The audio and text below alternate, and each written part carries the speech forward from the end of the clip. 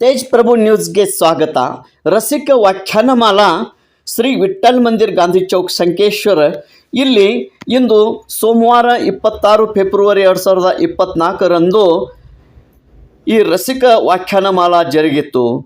विषय सकारात्मक विचार हाच जगाचा खरा मंत्र. ಈ ವಿಷಯದ ಮೇಲೆ ವಕ್ತಾ ಆದಂಥ ಶ್ರೀ ಪ್ರಮೋದ್ ಕಾಂಬ್ಳೆ ಸರ್ ಇವರು ಈ ಒಂದು ರಸಿಕ ವ್ಯಾಖ್ಯಾನಮಾಲಾ ಅತಿ ಚೆನ್ನಾಗಿ ಮತ್ತು ಅರ್ಥಪೂರ್ಣವಾಗಿ ಇವತ್ತು ವ್ಯಾಖ್ಯಾನಮಾಲಾ ನೀಡಿರುತ್ತಾರೆ. ರಸಿಕ ವ್ಯಾಖ್ಯಾನಮಾಲಾ 3ರಲ್ಲಿ ಪ್ರವೀಣ್ ಕಾಂಬ್ಳೆ ಸರ್ ಇವರೊಂದಿಗೆ ಶಂಕರರಾವ್ ಹೆಗಡೆ ಯುವ ಧುರೀಣರು ಮತ್ತು ಮಾರ್ಗದರ್ಶಕರು, ಪುಷ್ಪರಾಜ್ ಮಾನೆ, ಡಾಕ್ಟರ್ ಸ್ಮೃತಿ ಹವಳ್ ಮುಖ್ಯ ಅತಿಥಿಗಳಾಗಿ ಈ ವೇದಿಕೆ ಮೇಲೆ ಆಸೀನರಾಗಿದ್ದರು.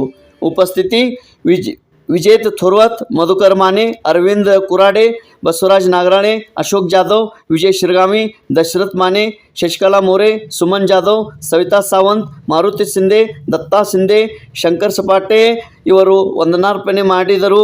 ರಾಜು ಇಂಡಿ, ಶಶಿಕಾಂತ್ ಕಡಗಾಮೆ, ಮಲ್ಲಪ್ಪ ಕುರ್ಬೇಟಿ, ಶಿವಾನಂದ್ ಶಿರ್ಕೋಳಿ, उदय नाईक, सुभाष पोद्दार, मधुकर माने, एम.ए. शिंदे, विष्णू जाधव, बाबुराव हलगडगे, बाबुराव मरगुद्दे, रमेश कोपर्डे, दामोदर खटावकर, सुरेखा शेंडगे, मकरंद मानगावकर ಹಾಗೂ ಮುಂತಾದವರು ಉಪಸ್ಥಿತರಿದ್ದರು. ತೇಜ್ ಪ್ರಭು ನ್ಯೂಸ್ ಸಂಕೇಶ್ವರ आणि त्यांचा मोठा सहभागी त्यांनी त्याच्यात दाखवलेला आहे.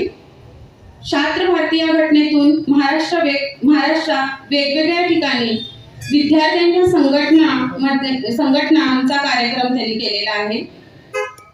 जशी आपली रसिक व्याख्यानमाला चालते तशीच निपाणीमध्ये सुद्धा सलग 5 वर्ष प्रबोधिनी व्याख्यानमाला त्यांनी सुरू केलेली आहे.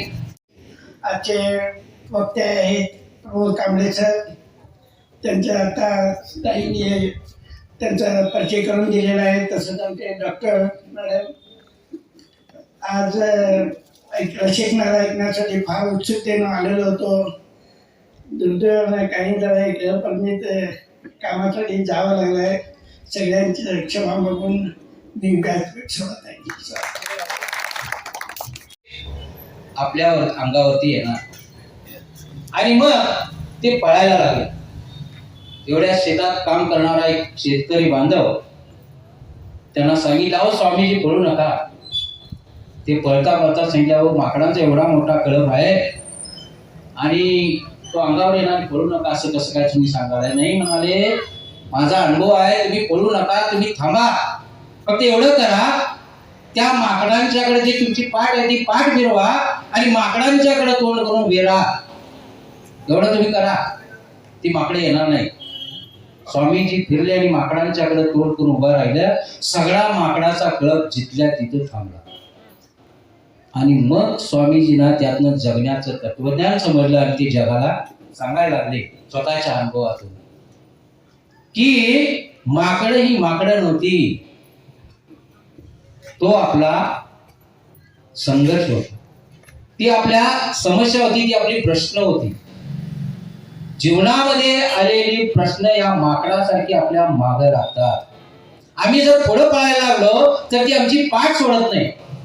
पण ज्या वेळेला या प्रश्नांच्याकडे पाठ फिरवून मुख करून तोंड करून जर आम्ही उभं राहिलो तर जीवनामधली सगळी प्रश्न आपोआप सुटतात. हे स्वामीजींनी जगाला सांगितले.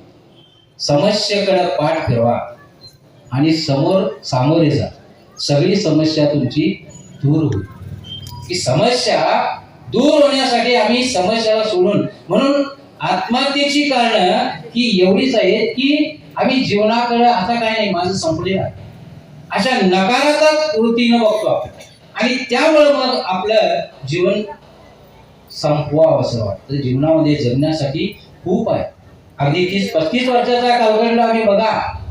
30-35 वर्षामध्ये आमच्या कुटुंबामध्ये जी साधनं होती ती आहे काय? होती काय?